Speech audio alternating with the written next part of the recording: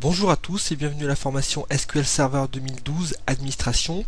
Dans cette vidéo, je vais vous présenter l'outil Bulk Insert. Donc je vais vous présenter un petit peu les caractéristiques de l'outil Bulk Insert. Donc Bulk Insert permet d'importer un fichier de données dans une table ou vue de base de données dans un format spécifié par l'utilisateur. Donc vous allez le voir qu'il n'y a rien de compliqué non plus. Donc comme pour BCP, c'est un outil assez simple à utiliser, sauf que c'est un outil qui utilise le 30 acte SQL. Ce n'est pas un programme, donc la syntaxe elle est assez simple. Donc Bulk Insert, je spécifie le nom de la base de données, le nom du schéma dans lequel je souhaite importer. Alors je peux aussi spécifier une table ou une vue, donc c'est exactement la même chose. From data file, c'est là où je vais spécifier bien entendu le fichier source que je souhaite importer.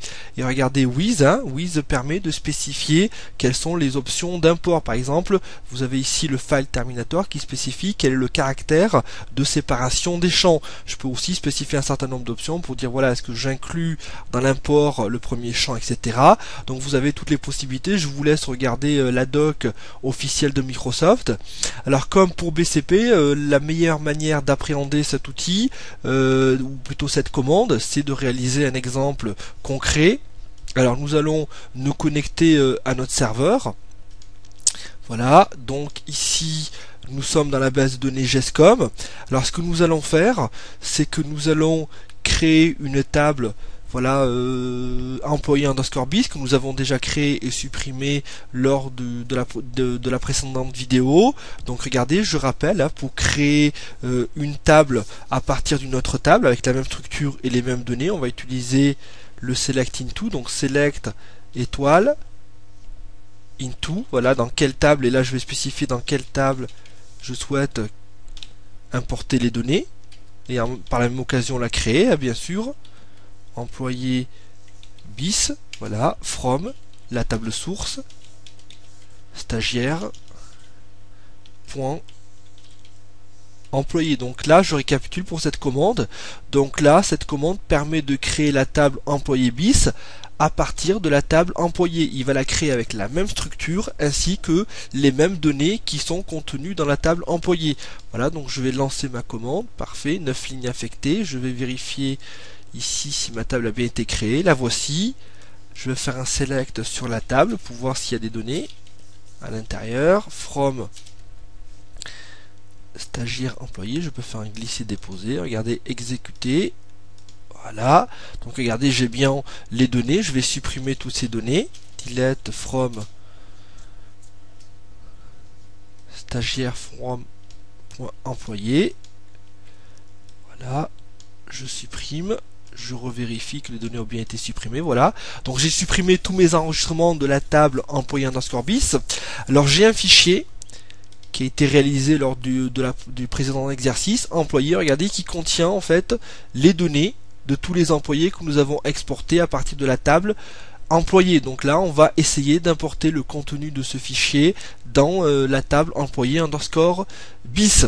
Donc voilà, donc nous allons utiliser la commande bulk insert de la manière suivante. Donc vous allez voir que c'est assez simple à utiliser.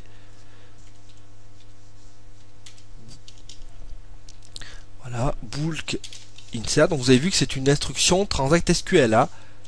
Donc je spécifie le nom de la table dans laquelle je souhaite importer, employé bis. From, je spécifie le fichier source. Donc ici en l'occurrence c'est de point export employé.txt. Voilà. Et je vais ici rajouter les options. Donc with, je vais spécifier par exemple le caractère de séparation des champs dans le fichier. Donc c'était bien le cas. Donc si j'édite mon fichier employé, regardez, le caractère de séparation des champs, c'est bien un point virgule. Donc voilà. Ici file terminator, pardon, voilà, est égal simple code point virgule, voilà, première option, et ensuite first row, Voilà, permet de sauter la première ligne. Si la première ligne contient le nom des champs, eh bien il ne faut pas l'importer dans la table. C'est ce que nous allons faire. Voilà, je mets juste ces deux options, hein, c'est pour l'explication. Donc regardez, je fais exécuter. Alors erreur de conversion de données. Tac tac tac.